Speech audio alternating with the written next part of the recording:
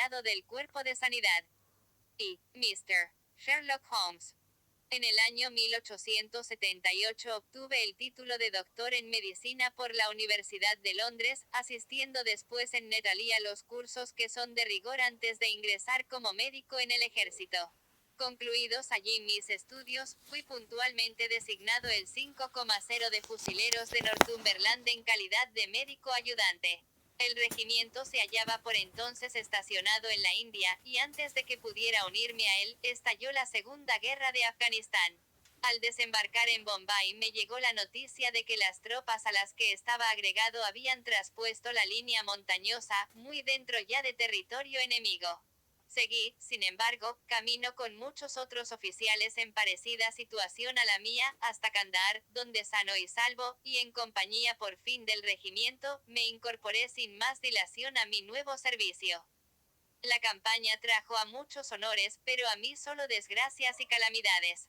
Fui separado de mi brigada e incorporado a las tropas de Berkshire con las que estuve en servicio durante el desastre de Maiwand. En la susodicha batalla una bala de Gesail me hirió en el hombro, haciéndose añicos el hueso y sufriendo algún daño la arteria subclavia. Hubiera caído en manos de los despiadados Gazis a no ser por el valor y lealtad de Maury, mi asistente, quien, tras ponerme de través sobre una caballería, logró alcanzar felizmente las líneas británicas. Agotado por el dolor, y en un estado de gran debilidad, junto a un nutrido convoy de maltrechos compañeros de infortunio, al hospital de la base de Peshawar. Allí me reís, y estaba ya lo bastante sano para dar alguna que otra vuelta por las salas y orearme de tiempo en tiempo en la terraza cuando caí víctima del tifus, el azote de nuestras posesiones indias. Durante meses no se dio un ardite por mi vida, y una vez vuelto al conocimiento de las cosas, e iniciada la convalecencia, me sentí tan extenuado, y con tan pocas fuerzas, que el consejo médico determinó sin más mi inmediato retorno a Inglaterra. Despachado en el transporte militar Orontes, al mes de travesía toqué tierra en Portsmouth, con la salud malparada para siempre y 9 meses de plazo, sufragados por un gobierno paternal, para probar a remediarla. No tenía en Inglaterra ni parientes ni amigos, y era, por tanto, libre como una alondra, es decir, todo lo libre que cabe ser con un ingreso diario de 11 chelines y medio. Hallándome en semejante coyuntura, gravité naturalmente hacia Londres, sumidero enorme donde van a dar de manera fatal cuantos desocupados y haraganes contiene el imperio. Permanecí algún tiempo en un hotel del Strand, viviendo antes mal que bien, sin ningún proyecto a la vista, y gastando lo poco que tenía con mayor liberalidad, desde luego, de la que mi posición recomendaba. Tan alarmante se hizo el estado de mis finanzas que pronto caí en la cuenta de que no me quedaban otras alternativas que decir adiós a la metrópoli y emboscarme en el campo, o imprimir un radical cambio a mi modo de vida. Elegido el segundo camino, principié por hacerme a la idea de dejar el hotel, y sentar mis reales en un lugar menos caro y pretencioso. No había pasado un día de semejante decisión, cuando, hallándome en el Criterion Bar, alguien me puso la mano en el hombro, mano que al dar media vuelta reconocí como perteneciente al joven Stamford, el antiguo practicante a mis órdenes en el Barts. La vista de una cara amiga en la jungla londinense resulta en verdad de gran consuelo al hombre solitario. En los viejos tiempos no habíamos sido Stamford y yo lo que se dice uña y carne, pero ahora lo acogí con entusiasmo, y él por su parte, pareció contento de verme. En ese arrebato de alegría lo invité a que almorzara conmigo en el Holborn, y juntos subimos a un coche de caballos. «¿Pero qué ha sido de usted, Watson?», me preguntó sin embozar su sorpresa mientras el traqueteante vehículo se abría camino por las pobladas calles de Londres. «Está delgado como un arenque y más negro que una nuez». Le hice un breve resumen de mis aventuras, y apenas si había concluido cuando llegamos a destino. «Pobre de usted», dijo en tono conmiserativo al escuchar mis penalidades. «¿Y qué proyectos tiene?». «Busco alojamiento», repuse. «Quiero ver si me las arreglo para vivir en un precio razonable». «Cosa extraña», comentó mi compañero. «Es usted la segunda persona que ha empleado esas palabras el día de hoy». «¿Y quién fue la primera?», pregunté. «Un tipo que está trabajando en el laboratorio de química, en el hospital». Andaba quejándose esta mañana de no tener a nadie con quien compartir ciertas habitaciones que ha encontrado, bonitas a lo que parece, si bien de precio demasiado abultado para su bolsillo. ¡Demonio!, exclamé. Si realmente está dispuesto a dividir el gasto y las habitaciones, soy el hombre que necesita. Prefiero tener un compañero antes que vivir solo. El joven Stanford, el vaso en mano, me miró de forma un tanto extraña. No conoce todavía a Sherlock Holmes, dijo. Podría llegar a la conclusión de que no es exactamente el tipo de persona que a uno le gustaría tener siempre por vecino. Sí, que habla en contra suya. Oh, en ningún momento he sostenido que haya nada contra él. Se trata de un hombre de ideas un tanto peculiares, un entusiasta de algunas ramas de la ciencia. Hasta donde se me alcanza, no es mala persona. Naturalmente sigue la carrera médica, inquirí. No, nada sé de sus proyectos. Creo que anda versado en anatomía, y es un químico de primera clase, pero según mis informes, no ha asistido sistemáticamente a ningún curso de medicina. Persigue en el estudio rutas extremadamente dispares y excéntricas, si bien ha hecho acopio de una cantidad tal y tan desusada de conocimientos que quedarían atónitos no pocos de sus profesores. ¿Le ha preguntado alguna vez qué se trae entre manos? No, no es hombre que se deje llevar fácilmente a confidencias, aunque puede resultar comunicativo cuando está en vena. Me gustaría conocerle, dije. Si he de partir la vivienda con alguien, prefiero que sea una persona tranquila y consagrada al estudio. No me siento aún lo bastante fuerte para sufrir mucho alboroto o una excesiva agitación. Afganistán me ha dispensado ambas cosas en grado suficiente para lo que me resta de vida. ¿Cómo podría entrar en contacto con este amigo de usted? Ha de hallarse seguro en el laboratorio, repuso mi compañero. O se ausenta de él durante semanas, o entra por la mañana para no dejarlo hasta la noche. Si usted quiere, podemos llegarnos allí después del almuerzo. Desde luego, contesté, y la conversación tiró por otros derroteros. Una vez fuera de Holborn y rumbo ya al laboratorio, Stanford añadió algunos detalles sobre el caballero que llevaba trazas de convertirse en mi futuro coinquilino. Sepa exculparme si no llega a un acuerdo con él, dijo. Nuestro trato se reduce a unos cuantos y ocasionales encuentros en el laboratorio. Ha sido usted quien ha propuesto este arreglo, de modo que quedo exento de toda responsabilidad. Si no congeniamos bastará con que cada cual siga su camino, repuse. Me da la sensación, Stanford, añadí mirando fijamente a mi compañero, de que tiene usted razones para querer lavarse las manos en este negocio. Tan formidable es la destemplanza de nuestro hombre. Hable sin reparos. No es cosa sencilla expresar lo inexpresable, repuso riendo. Holmes posee un carácter demasiado científico para mi gusto, un carácter que raya en la frigidez. Me lo imagino ofreciendo a un amigo un pellizco del último alcaloide vegetal, no con malicia, entiéndame, sino por la pura curiosidad de investigar a menudo sus efectos. Y si he de hacerle justicia, añadiré que en mi opinión, lo engulliría él mismo con igual tranquilidad. Se diría que habita en su persona la pasión por el conocimiento detallado y preciso. Encomiable actitud. Y a veces extremosa cuando le induce a porrear con un bastón los cadáveres, en la sala de disección, se pregunta uno si no está revistiendo acaso una forma en exceso peculiar. Aporrear los cadáveres. Sí, a fin de ver hasta qué punto pueden producirse magulladuras en un cuerpo muerto. Lo he contemplado con mis propios ojos. Y dice usted que no estudia medicina. No sabe Dios cuál será el objeto de tales investigaciones, pero ya hemos llegado, y podrá usted formar una opinión sobre el personaje. Cuando esto decía enfilamos una callejuela, y a través de una pequeña puerta lateral fuimos a dar a una de las salas del gran hospital. Siéndome el terrero familiar, no precisé guía para seguir mi itinerario por la lúgubre escalera de piedra y a través luego del largo pasillo de paredes encaladas y puertas color castaño. Casi al otro extremo, un corredor abovedado y de poca altura torcía hacia uno de los lados, conduciendo al laboratorio de química. Era este una habitación de elevado techo, llena toda de frascos que se alineaban a lo largo de las paredes o yacían desperdigados por el suelo. Aquí y allá aparecían unas mesas bajas y anchas erizadas de retortas, tubos de ensayo y pequeñas lámparas Bunsen con su azul y ondulante lengua de fuego. En la habitación hacía guardia un solitario estudiante que, absorto en su trabajo, se inclinaba sobre una mesa apartada. Al escuchar nuestros pasos volvió la cabeza, y saltando en pie dejó oír una exclamación en júbilo. «Ya lo tengo, ya lo tengo», gritó a mi acompañante mientras corría hacia nosotros con un tubo de ensayo en la mano. «He hallado un reactivo que precipita con la hemoglobina y solamente con ella». El descubrimiento de una mina de oro no habría encendido placer más intenso en aquel rostro. «Doctor Watson, el señor Sherlock Holmes», anunció Stamford a modo de presentación. «Encantado», dijo cordialmente mientras me estrechaba la mano con una fuerza que su aspecto casi desmentía. «Por lo que veo, ha estado usted en tierras afganas». «¿Cómo diablos ha podido adivinarlo?», pregunté lleno de asombro. «No tiene importancia», repuso él riendo por lo bajo.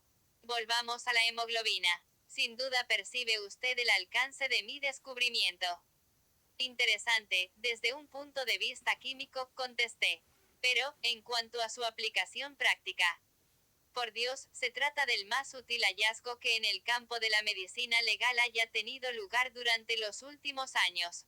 Fíjese, nos proporciona una prueba infalible para descubrir las manchas de sangre.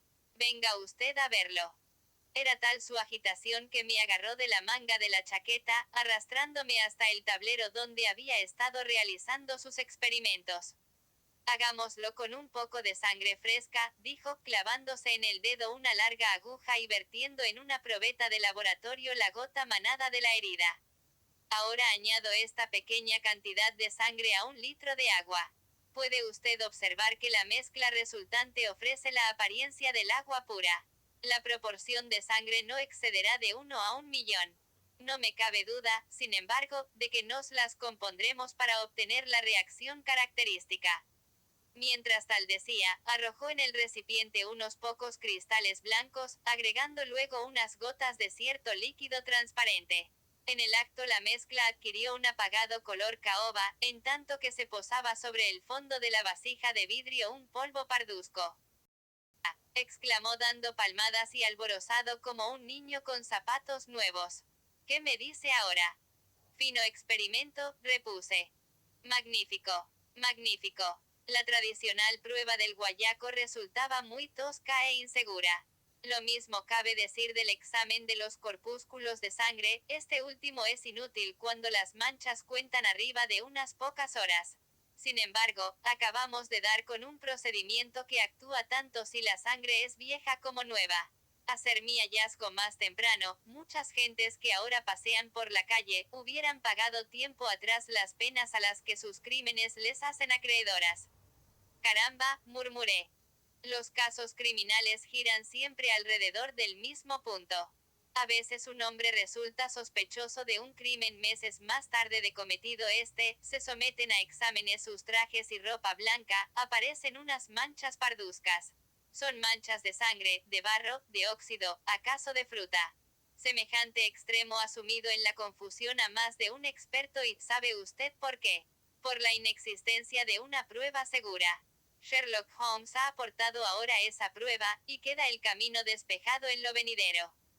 Había al hablar destellos en sus ojos, descansó la palma de la mano a la altura del corazón, haciendo después una reverencia como si delante suyo se hallase congregada una imaginaria multitud.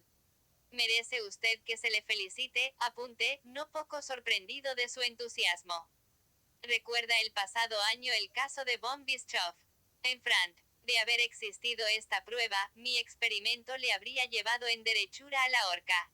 ¿Y qué decir de Mason, el de Bradford, o del célebre Muller, o del F. de Montpellier o de Sampson, el de Nueva Orleans? Una veintena de casos me acuden a la mente en los que la prueba hubiera sido decisiva». «Parece usted un almanaque viviente de hechos criminales», apuntó Stamford con una carcajada. «¿Por qué no publica algo? Podría titularlo, Noticiario Policíaco de Tiempos Pasados». «No sería ningún disparate», repuso Sherlock Holmes poniendo un pedacito de parche sobre el pinchazo. «He de andar con tiento». prosiguió mientras se volvía sonriente hacia mí. Porque manejo venenos con mucha frecuencia. Al tiempo que hablaba alargó la mano, y eché de ver que la tenía moteada de parches similares y descolorida por el efecto de ácidos fuertes. Hemos venido a tratar un negocio, dijo Stanford tomando asiento en un elevado taburete de 3 patas, y empujando otro hacia mí con el pie. Este señor anda buscando dónde cobijarse, y como se lamentaba usted de no encontrar a nadie que quisiera ir a medias en la misma operación, he creído buena la idea de reunirlos a los dos. A Sherlock Holmes pareció seducirle el proyecto de dividir su vivienda conmigo. Tengo echado el ojo a unas habitaciones en Baker Street, dijo, que nos vendrían de perlas. Espero que no le repugne el olor a tabaco fuerte. No gasto otro, repuse. Hasta ahí vamos bastante bien. Suelo trastear con sustancias químicas y de vez en cuando realizo algún experimento. ¿Le importa? En absoluto.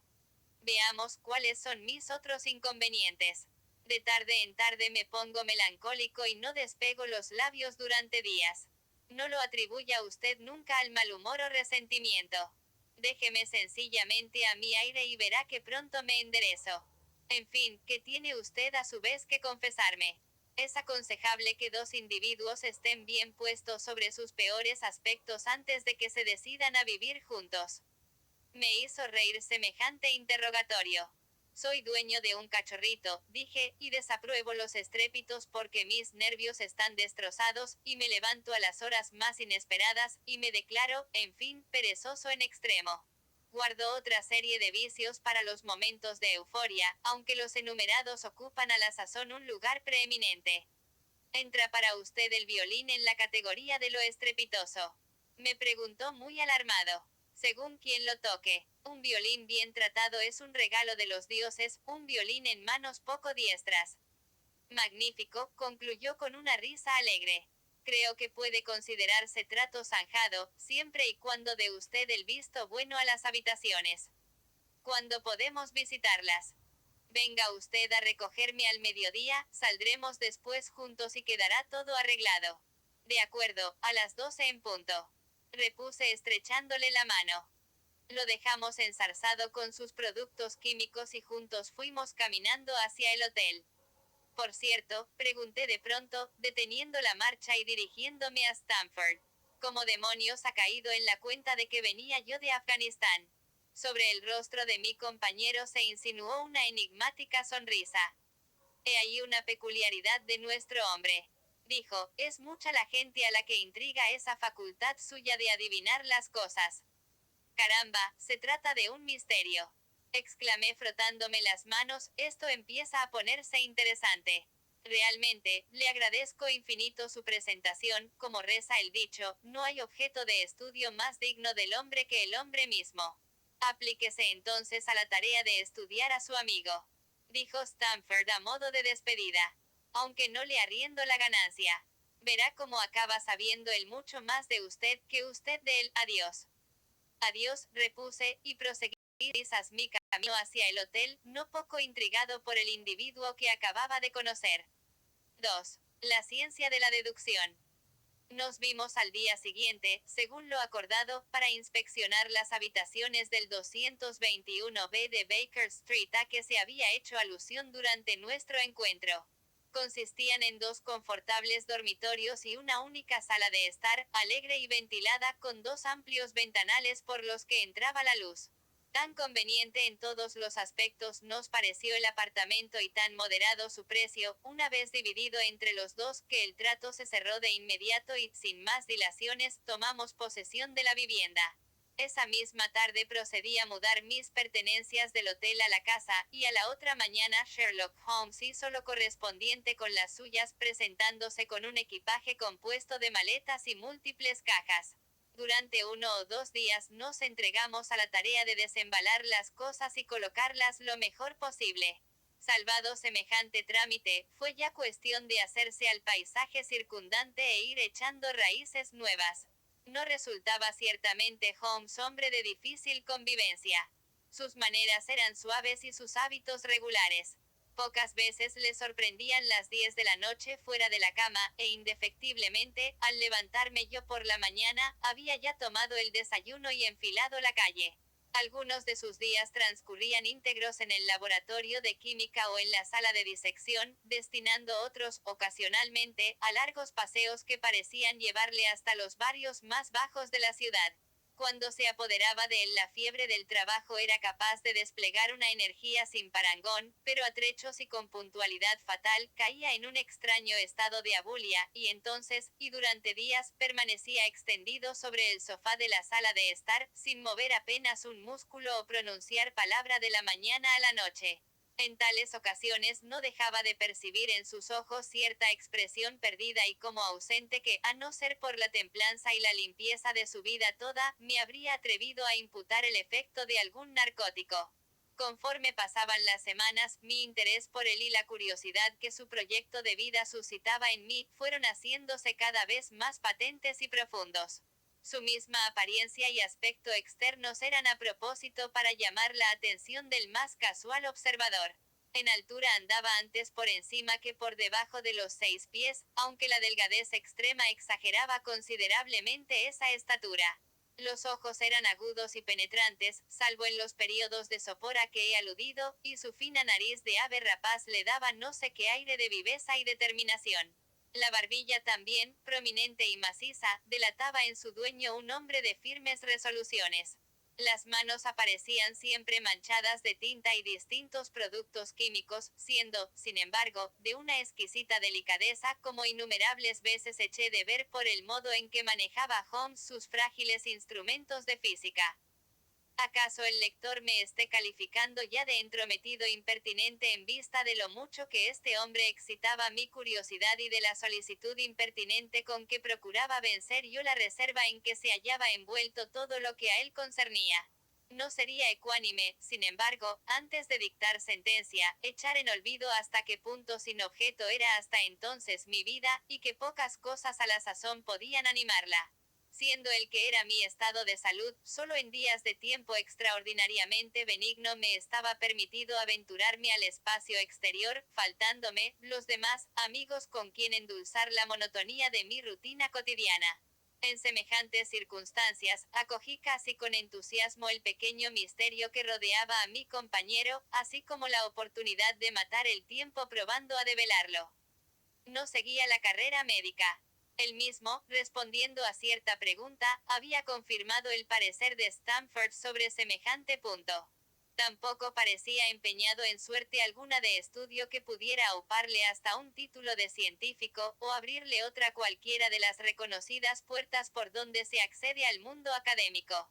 Pese a todo, el celo puesto en determinadas labores era notable, y sus conocimientos, excéntricamente circunscriptos a determinados campos, tan amplios y escrupulosos que daban lugar a observaciones sencillamente asombrosas. Imposible resultaba que un trabajo denodado y una información en tal grado exacta no persiguieran un fin concreto. El lector poco sistemático no se caracteriza por la precisión de los datos acumulados en el curso de sus lecturas. Nadie satura su inteligencia con asuntos menudos a menos que tenga alguna razón de peso para hacerlo así. Si había un número de cosas fuera de lo común, ignoraba otras tantas de todo el mundo conocidas. De literatura contemporánea, filosofía y política, estaba casi completamente en ayunas. Cierta vez que saqué yo a colación el nombre de Tomás Carlyle, me preguntó con la mayor inocencia quién era aquel y lo que había hecho. Mi estupefacción llegó sin embargo a su cenit cuando descubrí por casualidad que ignoraba la teoría copernicana y la composición del sistema solar. El que un hombre civilizado desconociese en nuestro siglo XIX que la Tierra gira alrededor del Sol, se me antojó un hecho tan extraordinario que apenas si podía darle crédito. Parece usted sorprendido, dijo ante mi expresión de asombro. Ahora que me ha puesto usted al corriente, haré lo posible por olvidarlo. Olvidarlo. Entiéndame, explicó, considero que el cerebro de cada cual es como una pequeña pieza vacía que vamos amueblando con elementos de nuestra elección. Un necio echa mano de cuanto encuentra a su paso, de modo que el conocimiento que pudiera serle útil, o no encuentra cabida o, en el mejor de los casos, se halla tan revuelto con las demás cosas que resulta difícil dar con él. El operario hábil selecciona con sumo cuidado el contenido de ese vano disponible que es su cabeza. Solo de herramientas útiles se compondrá su arsenal, pero éstas serán abundantes y estarán en perfecto estado. Constituye un grave error suponer que las paredes de la pequeña habitación son elásticas o capaces de dilatarse indefinidamente. A partir de cierto punto, cada nuevo dato añadido desplaza necesariamente a otro que ya poseíamos. Resulta por tanto de inestimable importancia vigilar que los hechos inútiles no arrebaten espacio a los útiles. Sí, pero, el sistema solar. Protesté. ¿Y qué se me da a mí el sistema solar? Interrumpió ya impacientado. Dice usted que giramos en torno al Sol, que lo hiciéramos alrededor de la Luna no afectaría un ápice a cuanto soy o hago. Estuve entonces a punto de interrogarle sobre eso que él hacía, pero un no sé qué en su actitud me dio a entender que semejante pregunta no sería de su agrado. No dejé de reflexionar, sin embargo, acerca de nuestra conversación y las pistas que ella me insinuaba. Había mencionado su propósito de no entrometerse en conocimiento alguno que no atañera a su trabajo. Por tanto, todos los datos que atesoraba le reportaban por fuerza cierta utilidad. Enumeraré mentalmente los distintos asuntos sobre los que había demostrado estar excepcionalmente bien informado. Incluso tomé un lápiz y los fui poniendo por escrito. No pude contener una sonrisa cuando vi el documento en toda su extensión. Decía así, Sherlock Holmes, sus límites. 1. Conocimientos de literatura, ninguno. 2. Conocimientos de filosofía, ninguno. 3. Conocimientos de astronomía, ninguno. 4. Conocimientos de política, escasos. 5. Conocimiento de botánica, desiguales. Al día en lo atañedero a la belladona, el opio y los venenos en general. Nulos en lo referente a la jardinería. 6. Conocimientos de geología, prácticos aunque restringidos. De una ojeada distingue un suelo geológico de otro. Después de un paseo me ha enseñado las manchas de barro de sus pantalones y ha sabido decirme, por la consistencia y el color de la tierra, a qué parte de Londres correspondía cada una. 7. Conocimientos de química, profundos. 8. Conocimientos de anatomía, exactos, pero poco sistemáticos. 9. Conocimientos de literatura sensacionalista, inmensos. Parece conocer todos los detalles de cada hecho macabro acaecido en nuestro siglo. 10. Toca bien el violín. 11. Experto boxeador y esgrimista de palo y espada. 12. Familiarizado con los aspectos prácticos de la ley inglesa. Al llegar a este punto, desesperado, arrojé la lista al fuego. Si para adivinar lo que este tipo se propone, me dije, he de buscar qué profesión corresponde al común denominador de sus talentos, puedo ya darme por vencido. Observo haber aludido poco más arriba a su aptitud para el violín. Era esta notable, aunque no menos peregrina que todas las restantes. Que podía ejecutar piezas musicales, y de las difíciles, lo sabía de sobra ya que a petición mía había reproducido las notas de algunos Lieder de Mendelssohn y otras composiciones de mi elección. Cuando se dejaba llevar de su gusto, rara vez arrancaba sin embargo a su instrumento música o aires reconocibles. Recostado en la butaca durante toda la tarde, cerraba los ojos y con ademán descuidado arañaba las cuerdas del violín, colocado de través sobre una de sus rodillas. Unas veces eran las notas vibrantes y melancólicas, otras de aire fantástico y alegre. Sin duda tales acordes reflejaban al exterior los ocultos pensamientos del músico, bien dándoles su definitiva forma, bien acompañándolos no más que como una caprichosa melodía del espíritu. Sabe Dios que no hubiera sufrido pasivamente esos exasperantes solos a no tener Holmes la costumbre de rematarlos con una rápida sucesión de mis piezas favoritas, ejecutadas en descargo de lo que antes de ellas había debido oír. Llevábamos juntos alrededor de una semana sin que nadie apareciese por nuestro habitáculo, cuando empecé a sospechar en mi compañero una orfandad de amistades pareja a la mía. Pero, según pude descubrir a continuación, no solo era ello falso, sino que además los contactos de Holmes se distribuían entre las más dispersas cajas de la sociedad. Existía, por ejemplo, un hombrecillo de ratonil aspecto, pálido y ojimoreno, que me fue presentado como el señor Lestrade y que vino a casa en no menos de 3 o 4 ocasiones en menos de una semana. Otra mañana una joven elegantemente vestida fue nuestro huésped durante más de media hora. A la noche sucedió por la noche un tipo harapiento y de cabeza cana, la clásica estampa del buhonero judío, que parecía hallarse sobre ascuas y que a su vez dejó paso a una raída y probeta señora. Un día estuvo mi compañero departiendo con cierto caballero anciano y de melena blanca como la nieve, otro, recibió a un mozo de cuerda que venía con su uniforme de pana. Cuando alguno de los miembros de esta abigarrada comunidad solía Holmes suplicarme el usufructo de la sala y yo me retiraba entonces a mi dormitorio. Jamás dejó de disculparse por el trastorno que de semejante modo me causaba. Tengo que utilizar esta habitación como oficina, decía, y la gente que entra en ella constituye mi clientela. ¿Qué mejor momento para interrogarle a quemarropa? Sin embargo, me vi siempre sujeto por el recato de no querer forzar la confidencia ajena. Imaginé que algo le impedía dejar al descubierto ese aspecto de su vida, cosa que pronto me desmintió él mismo, yendo derecho al asunto sin el menor requerimiento por mi parte. Se cumplía como bien recuerdo el 4 de marzo, cuando, habiéndome levantado antes que de costumbre, encontré a Holmes despachando su aún inconcluso desayuno. Tan hecha estaba la patrona a mis hábitos poco madrugadores, que no hallé ni el plato aparejado ni el café dispuesto. Con la característica y nada razonable petulancia del común de los mortales, llamé entonces al timbre y anuncié muy cortante que esperaba mi ración. Acto seguido tomé un periódico de la mesa e intenté distraer con él el tiempo mientras mi compañero terminaba en silencio su tostada. El encabezamiento de uno de los artículos estaba subrayado en rojo, y a él, naturalmente, dirigí en primer lugar mi atención. Sobre la raya encarnada aparecían estas ampulosas palabras, el libro de la vida, y a ellas seguía una demostración de las innumerables que a cualquiera le sería dado deducir no más que sometiendo a examen preciso y sistemático los acontecimientos de que el azar le hiciese testigo. El escrito se me antojó una extraña mezcolanza de agudeza y disparate. A sólidas y apretadas razones sucedían inferencias en exceso audaces o exageradas.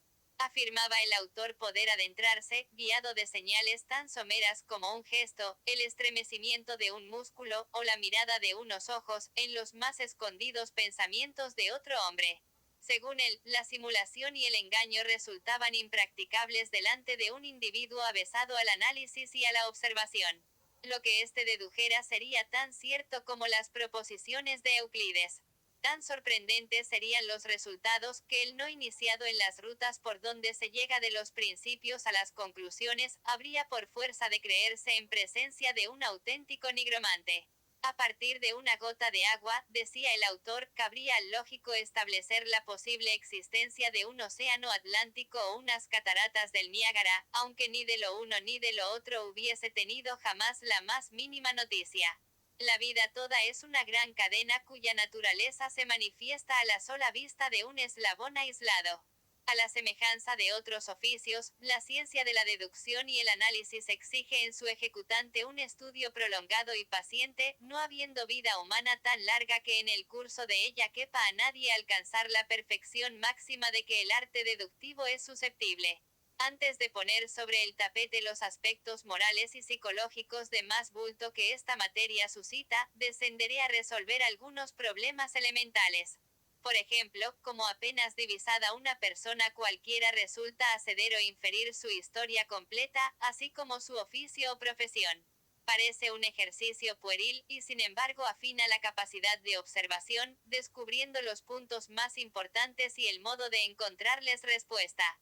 Las uñas de un individuo, las mangas de su chaqueta, sus botas, la rodillera de sus pantalones, la callosidad de los dedos pulgar e índice, la expresión facial, los puños de su camisa, todos estos detalles, en fin, son prendas personales por donde claramente se revela la profesión del hombre observado.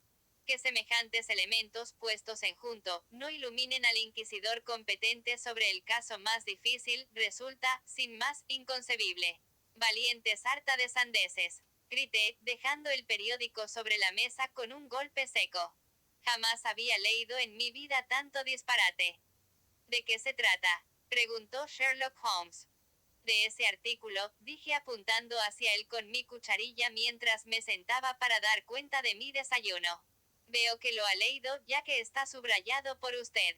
No niego habilidad al escritor, pero me subleva lo que dice. Se trata a ojos vista de uno de esos divagadores de profesión a los que entusiasma elucubrar preciosas paradojas en la soledad de sus despachos. Pura teoría. Quien lo viera encerrado en el metro, en el vagón de tercera clase, frente a frente de los pasajeros, y puesto a la tarea de ir adivinando las profesiones de cada uno. Apostaría uno a 1000 en contra suya. Perdería usted su dinero, repuso Holmes tranquilamente, en cuanto al artículo, es mío. Suyo. Sí, soy aficionado tanto a la observación como a la deducción.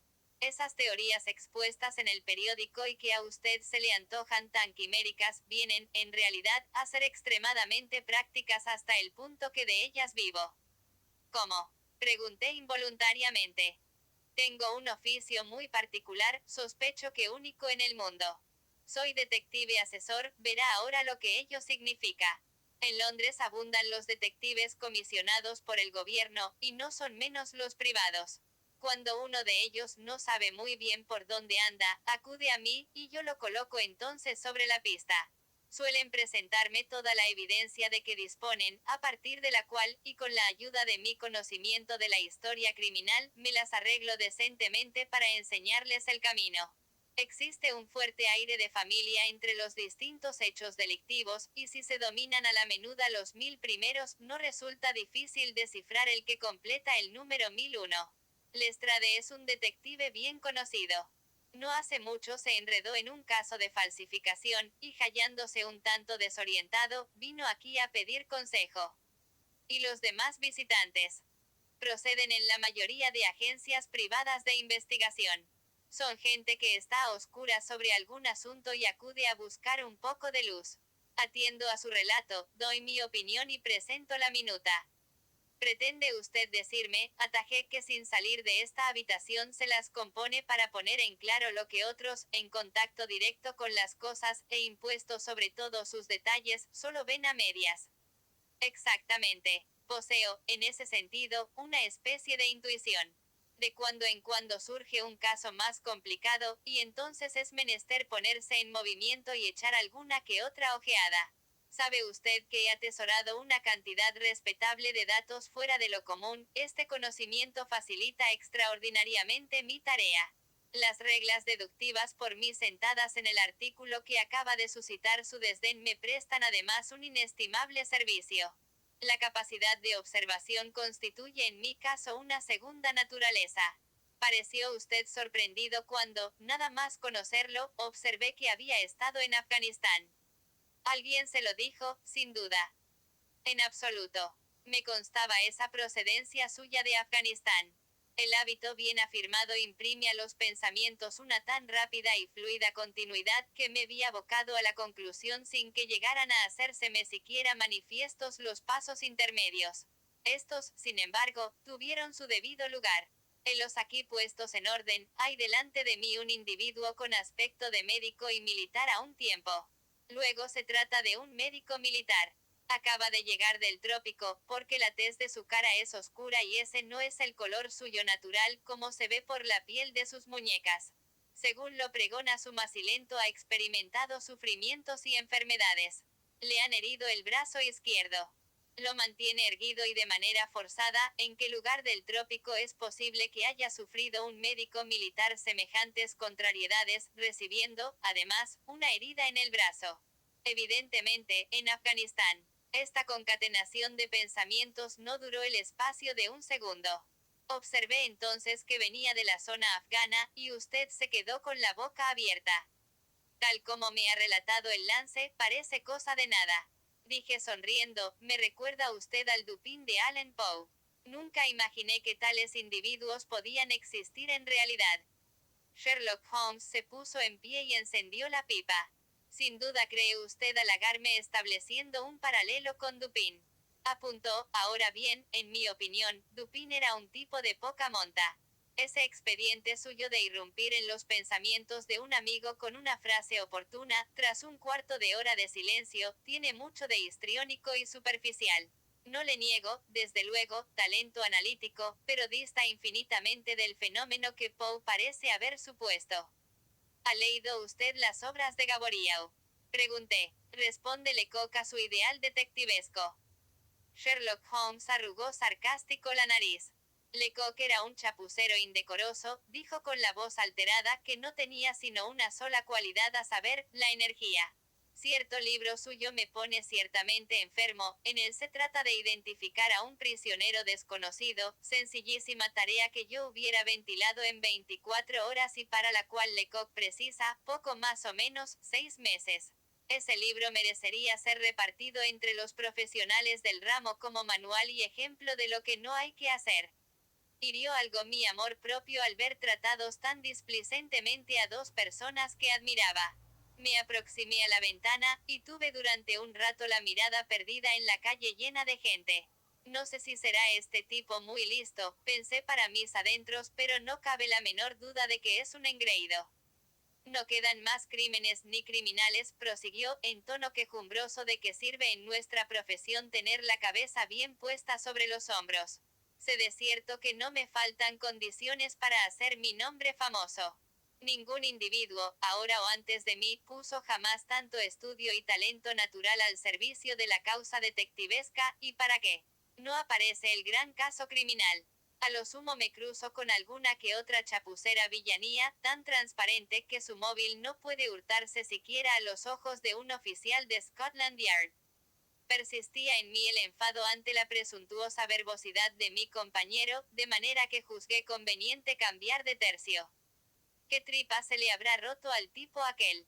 Pregunté señalando a cierto individuo fornido y no muy bien trajeado que a paso lento recorría la acera opuesta, sin dejar al tiempo de lanzar unas presurosas ojeadas a los números de cada puerta. Portaba en la mano un gran sobre azul, y su traza era a la vista la de un mensajero. Se refiere seguramente usted al sargento retirado de la Marina. Dijo Sherlock Holmes, fanfarrón, pensé para mí. Sabe que no puedo verificar su conjetura. Apenas si este pensamiento había cruzado mi mente, cuando el hombre que espiábamos percibió el número de esta puerta y se apresuró a atravesar la calle.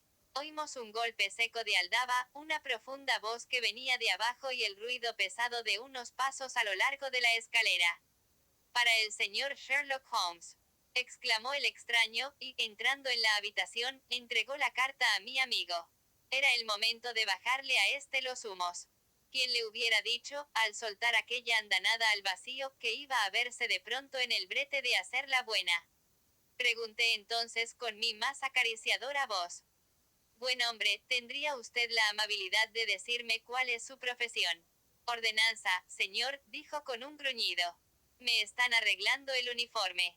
¿Qué era usted antes? Inquirí mientras miraba maliciosamente a Sherlock Holmes con el rabillo del ojo. Sargento, señor. Sargento de la Infantería Ligera de la Marina Real. No hay contestación. Perfectamente, señor. Y juntando los talones, saludó militarmente y desapareció de nuestra vista. 3. El misterio de Lauriston Gardens. No ocultaré mi sorpresa ante la eficacia que otra vez evidenciaban las teorías de Holmes. Sentí que mi respeto hacia tamaña facultad adivinatoria aumentaba portentosamente. Aún así, no podía acallar completamente la sospecha de que fuera todo un montaje enderezado a deslumbrarme en vista de algún motivo sencillamente incomprensible. Cuando dirigía él la mirada, había concluido ya de leer la nota y en sus ojos flotaba la expresión vacía y sin brillo por donde se manifiestan al exterior los estados de abstracción meditativa. ¿Cómo diantres ha llevado a cabo usted su deducción? Pregunté. ¿Qué deducción? Repuso petulantemente. Caramba, la que era sargento retirado de la Marina. No estoy para bagatelas, contestó de manera cortante, y añadió con una sonrisa, perdone mi brusquedad, pero ha cortado usted el hilo de mis pensamientos. Es lo mismo, así pues, no le había saltado a la vista la condición del mensajero. Puede estar seguro. Resulta más fácil adivinar las cosas que explicar cómo da uno con ellas. Si le pidieran una demostración de por qué 2 y 2 son 4, es posible que se viera usted en un aprieto, no cabiéndole con todo ninguna duda en torno a la verdad del caso.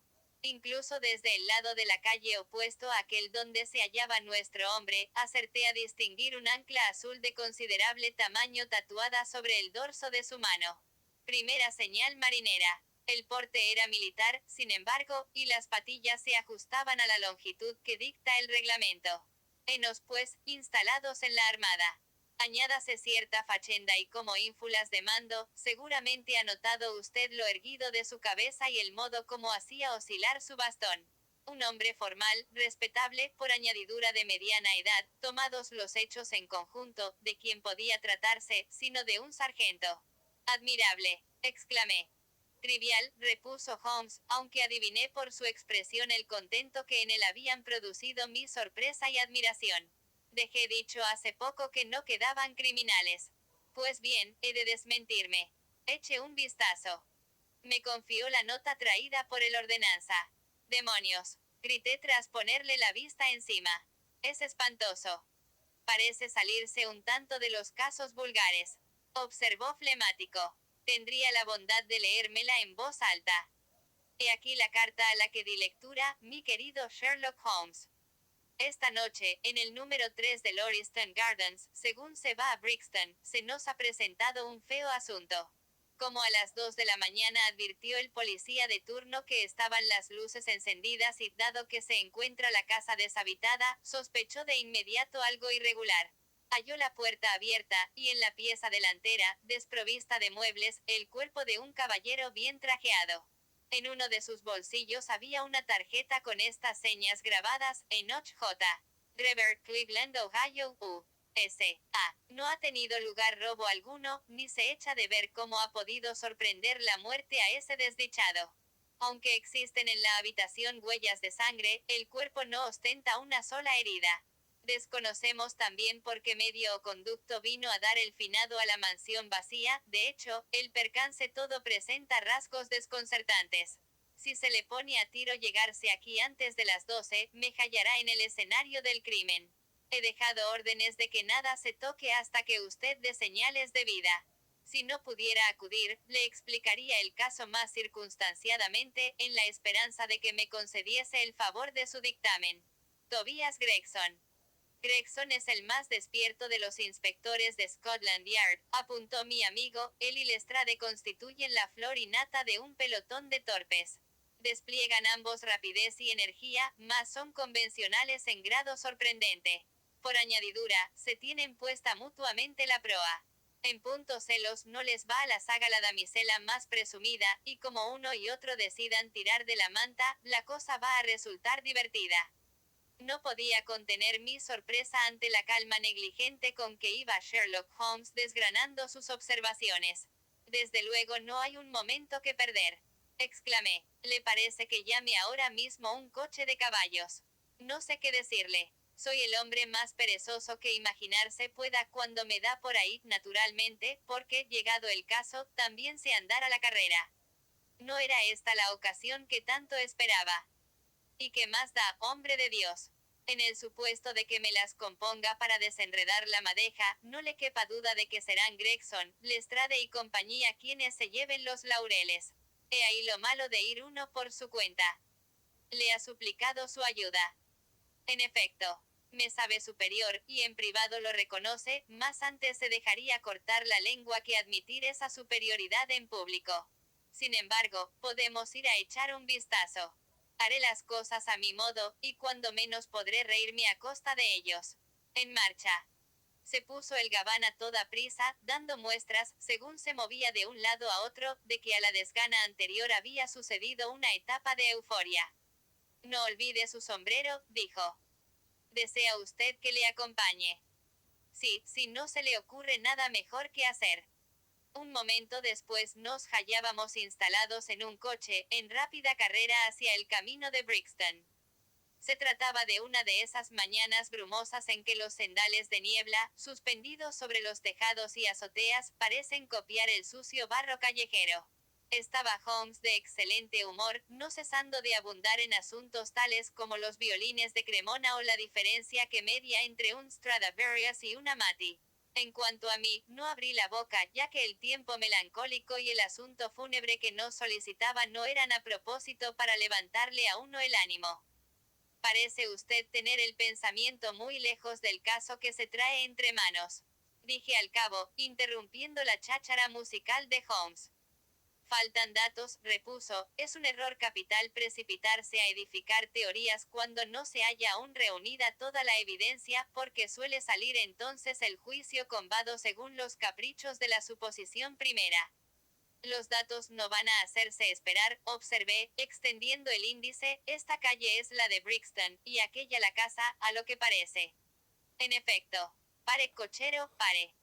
Unas 100 yardas nos separaban de nuestro destino, pese a lo cual Holmes porfió en apearse del coche y hacer andando lo que restaba del camino. El número 3 de Lauriston Gardens ofreció un aspecto entre amenazador y siniestro. Formaba parte de un grupo de 4 inmueblecitos algo a trasmano de la carretera, 2 de ellos habitados y vacíos los restantes. Las fachadas de estos últimos estaban guarnecidas de 3 melancólicas hileras de ventanas, tan polvorientas y cegadas que no habría resultado fácil distinguir unas de otras a no ser porque, de trecho en trecho, podía verse como una catarata crecida en la oquedad de un ojo, el cartel de "se alquila". Unos jardincillos salpicados de cierta vegetación anémica y escasa ponían tierra entre la calle y los portales, a los que se accedía por unos senderos estrechos, compuestos por una sustancia amarillenta que parecía ser mezcla de arcilla y grava. La lluvia caída durante la noche había convertido el paraje en un barrizal. El jardín se hallaba ceñido por un muro de ladrillo, de 3 pies de altura y somero remate de madera. Sobre este cercado o empalizada descansaba cimas y